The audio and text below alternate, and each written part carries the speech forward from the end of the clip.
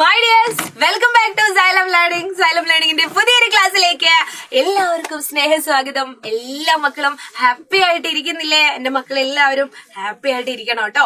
പരീക്ഷയൊക്കെ ആണ്, പക്ഷെ ഈ പരീക്ഷാകാലമൊക്കെ ആകുമ്പോൾ നമ്മൾ കൂടുതൽ ഹാപ്പി ആയിട്ടിരിക്കണം. എങ്കിലാണ് പഠിച്ച കാര്യങ്ങളൊക്കെ നമുക്ക് പരീക്ഷയ്ക്ക് അടിപൊളിയായിട്ട് എഴുതാൻ പറ്റുള്ളൂ അല്ലെ?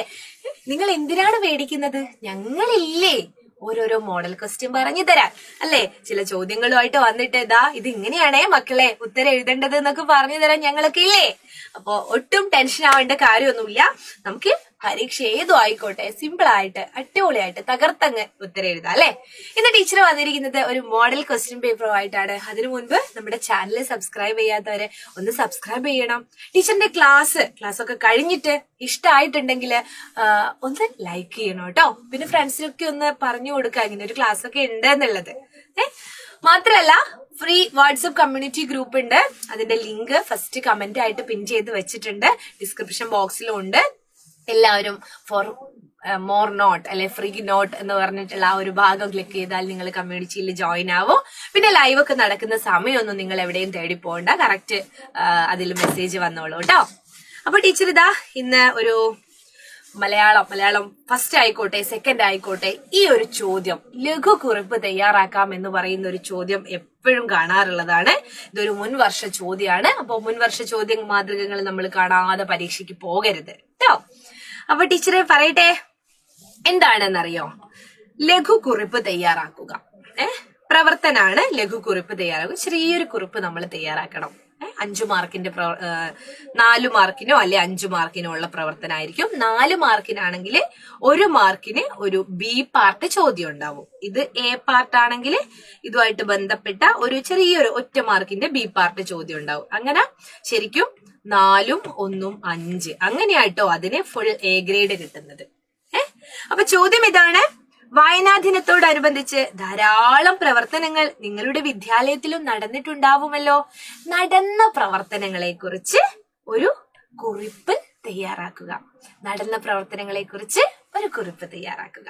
അപ്പൊ നമ്മൾ എന്ത് ചെയ്യണം? നടന്ന പ്രവർത്തനങ്ങൾ ഉണ്ടാവും നമ്മുടെ സ്കൂളില്, നിങ്ങളുടെ സ്കൂളിൽ നടന്ന വായനാ ദിനവുമായിട്ട് ബന്ധപ്പെട്ട് അല്ലെങ്കിൽ ബഷീർ ദിനവുമായിട്ട് ബന്ധപ്പെട്ട് എന്തെങ്കിലും ഒരു പ്രത്യേക ദിവസവുമായിട്ട് ബന്ധപ്പെട്ട അതിനെക്കുറിച്ച് നിങ്ങളൊരു കുറിപ്പ് തയ്യാറാക്കുക. ഇത് വായനാ ദിനം എന്നുള്ളത് ഒരു ഉദാഹരണം മാത്രമാണ്, ഒരു മുൻവർഷ ചോദ്യമാണ് കേട്ടോ. ടീച്ചർ ഒരു എക്സാമ്പിൾ പറഞ്ഞുതരാം എങ്ങനെയാണ് എന്ന്. അത് നമ്മൾ എങ്ങനെ എഴുതണം? ഇത് ഞാൻ ഖണ്ഡികയാക്കിയില്ല, ചെറിയൊരു കുറിപ്പായതുകൊണ്ട് ഖണ്ഡിക രണ്ടാക്കിയാൽ നല്ലതാണ്, പക്ഷെ ഇതിൽ അങ്ങനെ എഴുതിയിട്ടില്ല.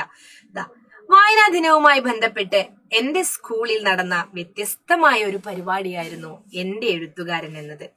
ഓരോ കുട്ടിയും അവർക്ക് ഇഷ്ടപ്പെട്ട എഴുത്തുകാരനെ കുറിച്ച് സമഗ്രമായി മനസ്സിലാക്കുകയും അദ്ദേഹത്തിന്റെ 5 പുസ്തകങ്ങളെ കുറിച്ച് സംസാരിക്കുകയും ചെയ്യുന്നതാണ് എന്റെ എഴുത്തുകാരൻ എന്ന പരിപാടി.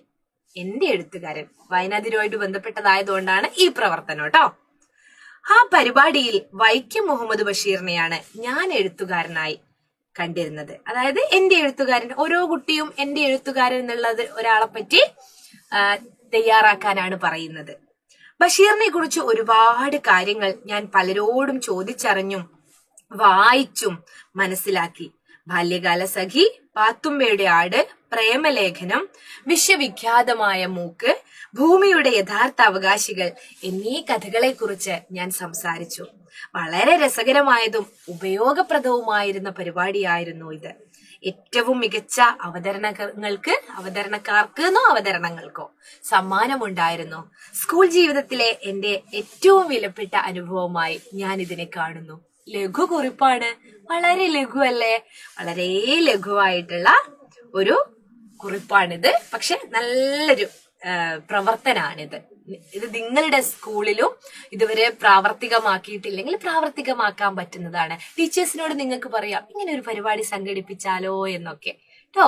അപ്പോ വായനാ ദിനവുമായിട്ട് ബന്ധപ്പെട്ട ഒരു പ്രവർത്തനത്തെ കുറിച്ച് എഴുതാൻ പറഞ്ഞാല് നിങ്ങളുടെ സ്കൂളിൽ നടന്ന പ്രവർത്തനത്തെ കുറിച്ച് എഴുതാം. ഇനി ഒന്നും കിട്ടിയില്ലെങ്കിൽ ഈ ഒരു പ്രവർത്തനം നിങ്ങളുടെ സ്കൂളിൽ നടന്നതാണ് എന്ന് വിചാരിച്ച് അങ്ങ് എഴുതാട്ടോ. ഇപ്പൊ നിങ്ങൾ ഏത് എഴുത്തുകാരനെയാണ് തിരഞ്ഞെടുക്കുന്നത് വെച്ചാല് അദ്ദേഹത്തിന്റെ 1-2 കൃതികളെങ്കിലും നിങ്ങളുടെ മനസ്സിൽ ഓർമ്മയുണ്ടെങ്കിൽ എഴുതണം. കഥാകൃത്തിനെ മാത്രമല്ല കവികളെ എഴുതാം. ONV കുറുപ്പിനെ ആണെങ്കിൽ ഒരുപാട് കവിതകളൊക്കെ നിങ്ങൾക്ക് ഓർമ്മയുണ്ടെങ്കിൽ, പുസ്തകങ്ങൾ ഓർമ്മയുണ്ടെങ്കിൽ അതൊക്കെ വെച്ച് എഴുതാം. ോ അതൊക്കെ നിങ്ങളുടെ മനസ്സിലെ ഐഡിയ പോലെയാണ്. എന്തായാലും ഇതൊരു ചോദ്യമായിട്ട് ഇതൊരു മാതൃകാ ചോദ്യമായിട്ട് കണക്കാക്കാം. ഇതുപോലെയാണ് ഒരു ലഘു കുറിപ്പ് തയ്യാറാക്കേണ്ടത്. സുഖമായിട്ട് എ ഗ്രേഡ് വാങ്ങാൻ പറ്റുന്ന ഒരു ചോദ്യം അല്ലേ? അപ്പൊ മക്കള് കമന്റ് ചെയ്യാം, അതുപോലെ ലൈക്ക് ചെയ്യാം. ഞാൻ പറഞ്ഞ വാട്സപ്പ് കമ്മ്യൂണിറ്റി ഗ്രൂപ്പില് ജോയിൻ ചെയ്യാൻ മറന്നു പോരുത് കേട്ടാ. അപ്പൊ അടിപൊളിയായിട്ട് പോയി പരീക്ഷയൊക്കെ എഴുതിക്കോളൂ. ഇനിയും ചോദ്യങ്ങളും ഉത്തരങ്ങളുമായിട്ടും മെഗാ മാരത്തോണുമായിട്ടും മിനി മാരത്തോണുമായിട്ടും ഒക്കെ നമ്മൾ ഇവിടെ തന്നെ ഉണ്ട്. അപ്പൊ tata, bye bye, see U.